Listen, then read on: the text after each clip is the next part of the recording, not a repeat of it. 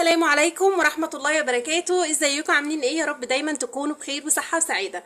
النهاردة بقى الفيديو المطلوب وبقوة، فيديو مشروعات من البيت. عايزة اقولك ان الفيديو ده بصوا ان شاء الله باذن الله هخليكي من وانتي في بيتك تعملي فلوس كتير قوي، وباذن الله كلها مشروعات بدون رأس مال وبدون اختلاط وبدون اي تعب ولا بصوا يعني شوية الحاجات اللي هنعملها في البيت هي دي اللي هتكون فيها مجهود بسيط. فعايزاكي كده حطي لايك لو عايزة بقى نفسك تبقى من سيدات الاعمال كده من بيتك ويبقى معاكي فلوس. حطي لايك للفيديو ده بنية صدقه كده واكتبي لي كومنت حلو. ما ننساش نصلي على الرسول، اللهم صل وسلم وزد وبارك عليك يا حبيبي يا شفيعي يا رسول الله. وبالله عليك كده تنسي تشتركي في القناه وتشجعيني كده بدعوه حلوه من قلبك. تعالوا كده نقول بسم الله ونبدا الفيديو بتاعنا. اول حاجه كده، ناس كتير جدا طلبت مني مشروعات من البيت، وانا عايزه اقول لكم ان الفيديو ده ان شاء الله باذن الله فيه فكره واحده لمشروع واحد من العشر مشاريع اللي احنا هنعرضهم. حرفيا انت قادره ان انت تكسبي كل يوم وانت قاعده في بيتك 500 جنيه من المشروع ده.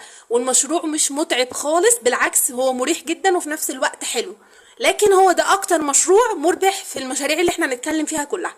تعالوا كده نبدا مع بعض بالمشروع الاول، وهو اهم مشروع في المشاريع من وجهة نظري، وهو مشروع تنظيف الخضار. المشروع الاولاني ده هو اهم مشروع فيهم كلهم، طبعا هو اسهلهم واكترهم، يعني ما شاء الله بيديكي مبلغ كويس كل يوم. طيب المشروع ده عبارة عن ايه؟ عن تنظيف الخضار. ما تسيبيش الفيديو وتخرجي، اسمعي الفيديو للاخر لانه بجد بجد المشروع ده هيديكي مبلغ كويس جدا ومش هتتخيلي اصلا هو عبارة عن ايه. طبعا احنا كلنا عارفين شركات الخضار الكبيرة اللي هي بتاعت الخضار المجمد والفواكه المجمدة اللي هي في السوبر ماركت. الشركات دي بتكون شركات ليها اسمائها، يعني اسماء كبيره زي مونتانا وجيفريكس وبسمه ولذه وشركات كتير قوي ليها اسمها. هي الشركات دي اللي انا بتكلم عنها بتبقى عباره عن انت بتتواصلي معاهم وبتقولي لهم انا عايزه اشتغل، لان طبعا الموضوع تنظيف الخضار ده بيكون يدوي. فانت بتتعاملي معاهم وبتقولي لهم، طبعا هم بيطلبوا منك حاجه معينه مثلا صوره بطاقه او حاجه، بصوا التفاصيل بالظبط دي هتعرفيها منهم خلاص.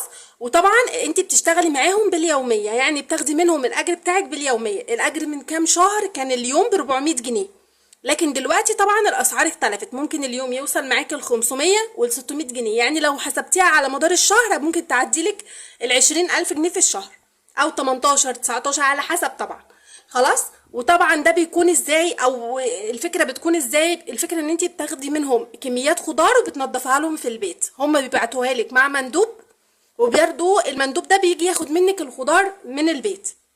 يعني انت ما بتتعبيش، ما بتروحيش، ما بتجيش، ما بتتواصليش مع اي حد، كله وانت قاعده في بيتك، وفي الاخر بتاخدي مبلغ كويس. لكن كميات الخضار بتكون كبيره شويه، يعني بيدوكي على حسب طبعا. يعني بنبدا مثلا كده هنقول من 25 كيلو فيما فوق. طبعا يعني لو انت قاعده انت والولاد وكل واحد عمل حاجه مش هتحسي بالوقت ولا هتحسي بالحاجه اللي انت نضفتيها او عملتيها، كانك بتتعبي يوم.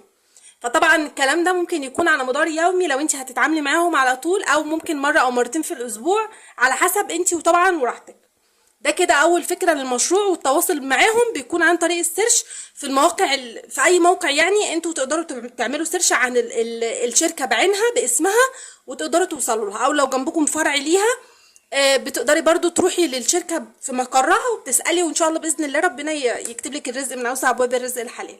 خلاص دي كده اول مشروع. طيب تاني مشروع، المشروع ده منتشر جدا بقى اليومين دول. بصراحة انا المشروع ده عجبني جدا. المشروع ده لو انتوا سمعتوا عنه او شفتوه اكتبوا لي في الكومنتات. هو شركات النظافة. طبعا دلوقتي احنا بنشوف على كل المواقع ان في شركات نظافة بتكون عبارة عن شباب زي الورد كده، ما شاء الله لا قوة الا بالله، شباب متعلم كويس، شباب ابن ناس عادي. الشباب دي بتكون عاملة زي جروب كده مع نفسهم، وبيبقوا عاملين شركة نظافة وبيروحوا ينظفوا البيوت. لا هو عيب ولا هو حرام، دلوقتي الموضوع بقى منتشر جدا، وفي نفس الوقت بجد بجد يعني لو انت مثلا ست ومعاكي مثلا 3 4 بنات و3 4 شباب صحابك او جيرانك او قرايبك، او يعني الناس انت حاسه ان هم محتاجين الشغل ده، فانت بتعملي بيهم زي شركه صغننه، وبتبقي انت المدير عليهم، وبتخليهم هم ينزلوا يعملوا المشروع ده، وانت بتاخدي نسبتك وانت قاعده في البيت، انت بس بتوجهيهم وهم بينظفوا. طبعا الموضوع ده مش غلط يا جماعه، الموضوع ده منتشر جدا دلوقتي زي ما قلت لكم، وبجد كل الناس شغاله فيه، هو مش عيب خلاص. يعني انت بتعملي شركه نظافه من بيتك، لا بتتعبي ولا بتروحي ولا بتيجي، وفي الاخر بيجيلك فلوس. وطبعا لو انت مثلا شايفه ان في حد ليه احقيه ان هو مثلا محتاج الشغل ده هتساعديه، هو بياخد فلوس وانت ربنا بيكرمك. خلاص، ده تاني مشروع. طيب تالت مشروع، وهو ان انت تعملي براند خاص بيكي. براند ايه؟ هو الموضوع ده محتاج فلوس؟ لا، انت ممكن تشتغلي في شمع، تشتغلي مثلا في اي حاجه اعمال دي اي واي. دلوقتي الكروشيه منتشر جدا يا جماعه، وداخلين على موسم الشتاء. فبجد بجد لو انت ليكي في الكروشيه تقدري تعملي اي مفارش، اي قطع يعني اللي هي الحاجات اللي بتتلبس البسيطه، لكاليك، الكلام ده كله. المهم شغل الكروشيه كبير وانتوا تقدروا تعملوه من البيت. وعلى فكره المشروع ده بجد مربح جدا، وبالذات الفتره اللي جايه. وعايزه اقول لكم ان الناس كلها دلوقتي بتدور على اي حاجه دي اعمال يدويه، اي حاجه هاند ميد يعني معموله بالايد. الناس كلها دلوقتي بتدور عليها بصراحه. طبعا الحاجه دي بتكون انضف واقيم من اي حاجه تانية. طبعا انا بكلمكم على الناس اللي بتحب ايه، الحاجات اللي هي الستايل والحاجات الكويسه قوي دي. فطبعا اعمال الكروشيه برضو يعني انت بقى وشطارتك تقدري تعملي مثلا سايت ليكي وتسوقي على المنتج بتاعك، او تعملي صفحه ليكي على اي موقع وتسوقي على المنتج بتاعك، وتبداي ان ربنا يكرمك من بيتك، وكل ده من الكروشيه. دي برضو تاني فكرة. او ممكن نعملها شمع معطر نعمله باسمنا ويبقى البراند بتاعنا. اي حاجة انت تقدري تعمليها خاصة بيكي انت. طيب نيجي اللي بعد كده، اللي هو المشروع اللي بعد كده، وهو الاكسسوارات. طبعا الاكسسوارات الحريمي، ما فيش ست في الدنيا بتبطل تشتري اكسسوارات. فانت برضو تقدري ان انت تعملي الموضوع ده. هتنزلي تشتري لك شوية حاجات كده بسيطة، ليها اماكنها طبعا، اماكن الجملة تنزلي تشتري منها. بتبقى القطعة ب10 وب20. انت تقدري تبيعيها على 50 جنيه، ويبقى المكسب في كل قطعة 20 25 على حسب طبعا القطعة اللي انت بتبيعيها. تمام. وطبعا في اماكن كتير جدا انت تقدري تشتري منها عادي جدا جدا طبعا يعني لو حابين اماكن اكتبوا لي في الكومنتات وانا هرد عليكم. خلاص، فدي برضو فكرة حلوة جدا. المشروع اللي بعد كده الميك اب والبرفانات. طبعا انك تعملي عضوية في اي شركة من شركات اللي هي بتاعة الميك اب، طبعا زي ماي واي وغيرها. وطبعا ماي واي افضل شركة دلوقتي، وبجد المشروع ده مربح جدا جدا جدا يا جماعة. انت تقدري تبدأي بالناس قرايبك.